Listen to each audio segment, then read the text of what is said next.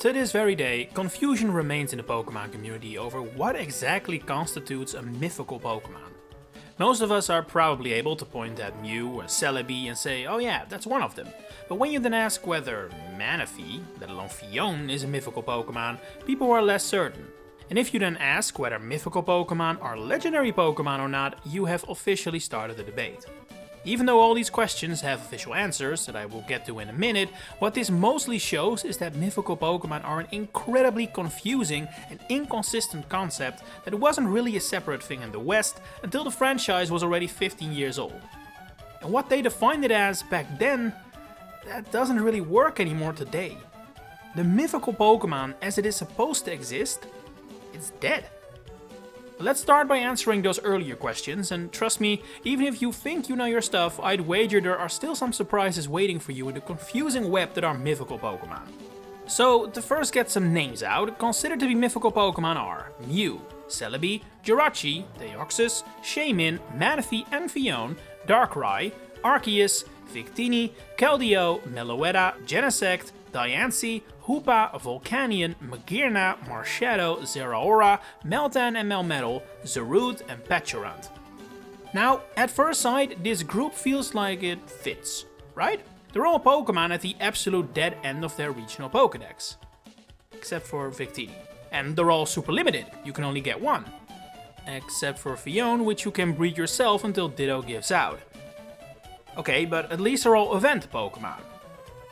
Well, I guess Meltan isn't really, right? Sure, you need another game to get it in Pokemon Go, but it's not really an event. Okay, so maybe they at least all require some special extra effort in order to obtain. Although I guess for Pecharunt all you need is an internet connection, its event has no end date. It's harder to get version exclusives from the opposite version than it is Pecharunt. You understand what I'm getting at, right?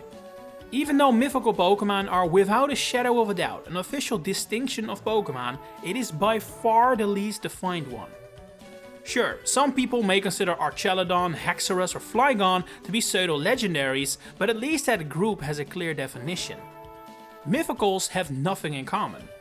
Some are still very hard to get to this day because their event came and went, like Zarude.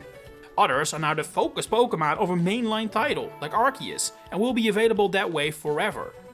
Some are in duos with a Pokemon that isn't considered a mythical, like Darkrai with Cresselia, and while certain mythicals do share the same base stat total, being Mew, Celebi, Jirachi, Manaphy, Shaymin and Victini, that number hasn't been used since.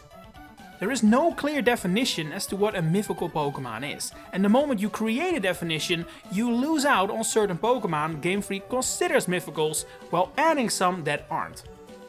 I have to say though, this is a problem of the modern age, and is strongly related to the main topic of this video, the death of mythicals. Once upon a time, when the series had just begun, mythicals were already a concept. They were in Satoshi Tajiri's initial plans as Pokemon that were incredibly hard to catch and find. Which makes it even weirder that the fact the original mythical, Mew, made it in without knowledge of the higher-ups, but alright. From the moment it was decided that Mew was gonna be a proper, recognized Pokemon, it was considered a mythical in Japan and announced as such when you could obtain it legitimately for the first time, which was via a Koro event in May 1996. This started a legacy that continued for a while, to the point that for a good few years there, the name mythical was barely even used in the West. Official channels just called them legendary Pokemon as well, while fans mostly used the term event Pokemon. But with the release of Black and White, that changed. From now on, the term mythical Pokemon was to be used in the West as well, and while an official reason for this change has never been given, I've always felt it had to do with the competitive scene. While legendaries are usually restricted at first, they eventually become legal to use in the VGC, but the same does not apply to mythicals. Because they are so limitedly available, especially around this time, they have never really been allowed to be used in official tournaments, and while Pokemon has had a competitive side ever since Red and Blue, it wasn't until Gen 4 and Gen 5 right after that it started to get more serious and that Game Freak was embracing it a whole lot more. And so, to give every kind of Pokemon that is banned one clear name and distinction is the right move. And here we are now, in 2026, with a brand new game focused entirely on competitive battling, and still, mythicals are the only Pokemon not allowed to be used. Now, whether that then is the definition of a mythical Pokemon is up for debate. It's a bit of a chicken and egg situation, but what I do feel confident about is that it's the reason Mythicals were made their own group in the West as well. So I guess that if you want to define the group based on the situation at the time, it would be Pokemon that are so limitedly available you cannot reasonably expect everyone to own them all, therefore making them illegal to use in a competitive environment. But that is exactly where things get interesting and times have changed. These Pokemon that were once defined by how limitedly they were available, they've become as common as your run-of-the-mill legendary. In 2014, Deoxys was the one to break the mold, by becoming permanently available in ORAS, and at this point in time, the only Mythicals that are still actually hard to get are Zarude and Victini. Celebi is in a bit of a grey area, because while it was available permanently and repeatedly in the 3DS Virtual Console release of Pokemon Crystal, that game can now no longer be bought, due to the shutdown of the 3DS eShop. So if you didn't buy Crystal back then, and Pokemon Bank while we're at it, you can no longer legitimately get it. The same thing doesn't apply to Deoxys, because while you do need Pokemon Bank for the ORAS Deoxys, you can now also get it on Switch using Fire Red and Leaf Green. Celebi never had any events like that, so unless Crystal is coming to Switch eventually too, Celebi is still locked. Same thing with Victini and Black and White. All other Mythicals though, their rarity has greatly diminished.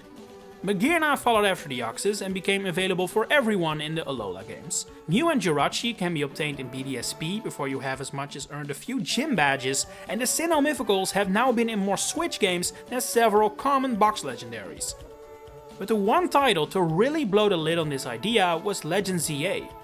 The Mega Dimension DLC makes a total of 8 Mythicals available again and permanently, all at once, while also having Keldeo, Meloetta and Darkrai, which were already out of event-only hell thanks to prior Switch games. That right there is unprecedented, and shows a serious intent from Game Freak to basically just ditch the limited availability of Mythicals. Their role as super exclusive event Pokemon that are missable have been replaced by shiny legendaries, like the box legendaries or the Treasures of Ruin and Galarbirds we have seen distributed as shinies in Scarlet and Violet and Sword and Shield. Also a telltale sign is how the last 2 Pokemon games did their event distributions. Pecharunt and Diancie are still events in Scarlet and Violet and Legend ZA, no different from the events of old in a way. But the key difference is that all you need to obtain them is a copy of the game and occasionally the DLC, and they are just permanently available. But why though? Why the sudden change? Well, there are a lot of possible explanations. First of all, the way Game Freak distributed event Pokemon in the old days was incredibly unpopular.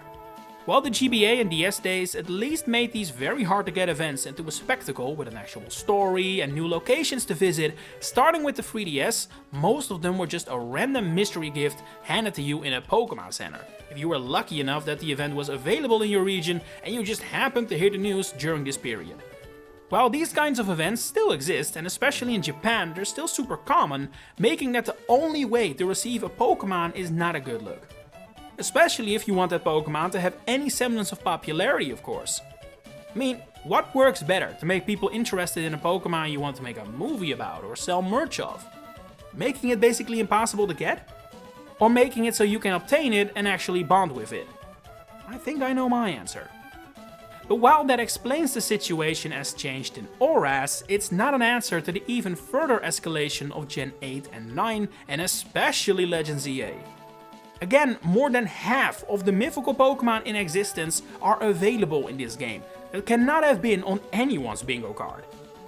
Now, if you're a bit of a cynical person, you could say that the reason this happens is because Game Freak wants to give people more reason to buy their extra DLC.